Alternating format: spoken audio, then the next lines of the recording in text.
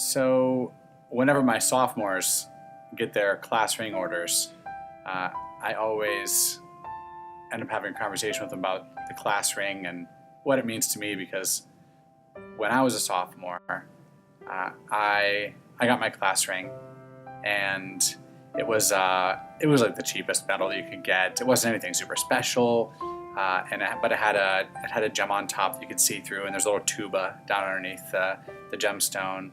I think I had my soccer number on one side, and it was, I think, maybe a tennis racket on the other. It was special to me. I knew that it captured those things that I valued, the activities that I was in, but really sort of it was who I was. And so then when I was a junior and I was dating Jennifer Dixon, she'd asked me out to the winter formal. It was a Sadie Hawkins dance, and so we were both in band together. She was a trumpet, and I was a tuba. So when I would stand over on one side of the band room, and I would look over across the room, if you just look slightly to the right, I'd be looking at the trumpets. And she was 2 years younger than me, so she was a freshman at the time. I was a junior, and she was super cute. She would always wear these vests that were, I mean, they were so cool. It was like she was making them herself at home, because every one of them was different, and she had all these different ones. And so she had these fun vests, and she was funny, and she was pretty, and she was super smart, and so I really liked her. And then when she asked me out, I was like, wow, this is great. We should totally go to the dance. And we went to the dance and had a lot of fun.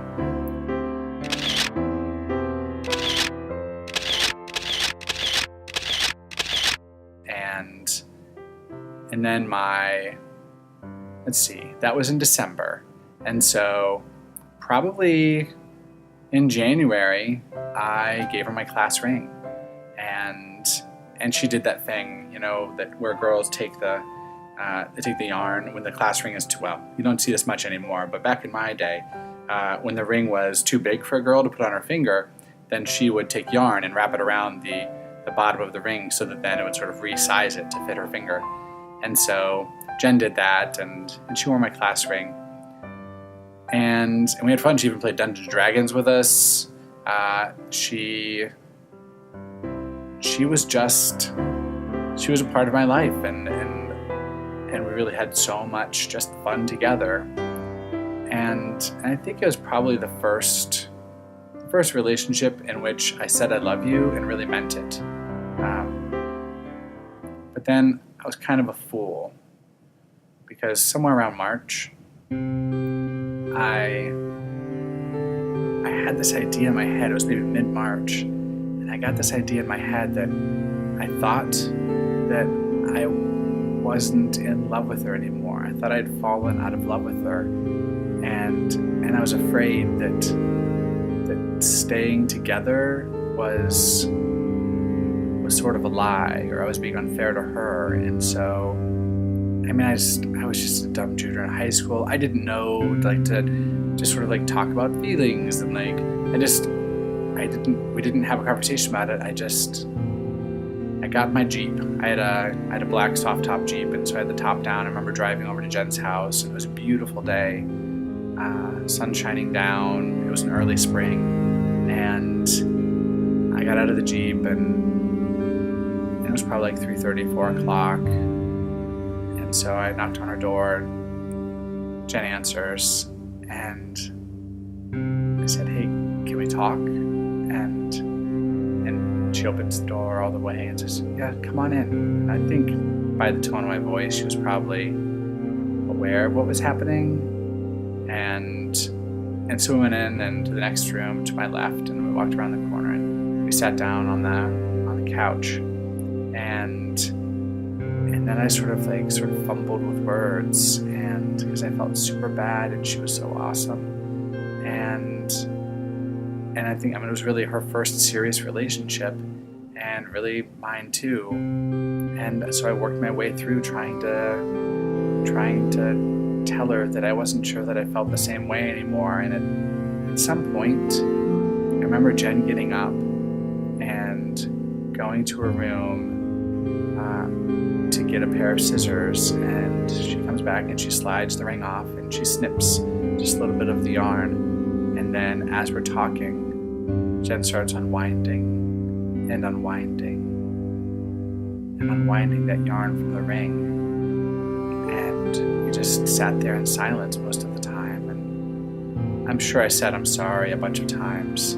But as she was doing that, I just thought, holy cow, like no one can ever wear this ring again. Like this is just, I didn't want to ever make anyone in my life feel that bad again because it made her so sad. And Jen was always such a happy person. I never would have wanted to do that to her.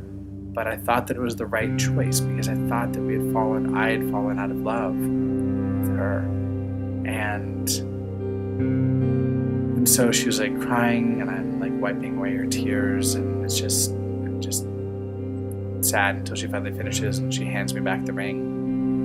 And I probably said something dumb, and so I walked to the door, and she walked me out and said goodbye. And I got in my Jeep and I drove home, and I knew that, really, no girl could ever wear that ring again.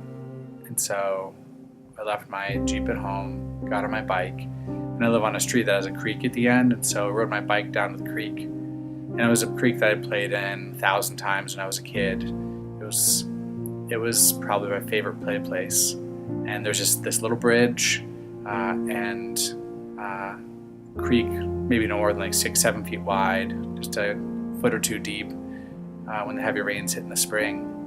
And I looked down and saw the waters rushing and thought, I think this is it. And I turned around and closed my eyes and just tossed my ring over my shoulder. And I can only imagine what it looked like when it flew. Just arcs through the air and drops down, plunk, hits the water. I don't know where. I never went back to look for it. I've gone back to the creek before and looked down into the water from the top of the bridge and just thought, my ring is down there, but only one girl really got to wear that ring, and that was Jennifer Dixon, because I loved her, and then I didn't understand that really love isn't something that's absolutely constant and just heart racing all the time, that you have to understand that love ebbs and flows. Even when you love constantly, you don't necessarily feel it as much or the same all the time. And so in life, you have to know that when you're in love with someone, and when you have just a friendship with someone, you're in a relationship with someone, that it's not simple. And sometimes sitting down and talking about how the relationship is going and how you're both feeling, and when things aren't going well, like just sort of being upfront about that, but not in any sort of drastic way where you go to end it. Instead, have conversation, because that's part of caring about the person. You want them to know that you're just sort of in a weird place, and they might have been sensing it too, and then you can sort of talk through that and figure things out together, because that's really what relationships are about. It's about getting through this all together. Yeah. I think that's it. I was a fool. Don't be a fool.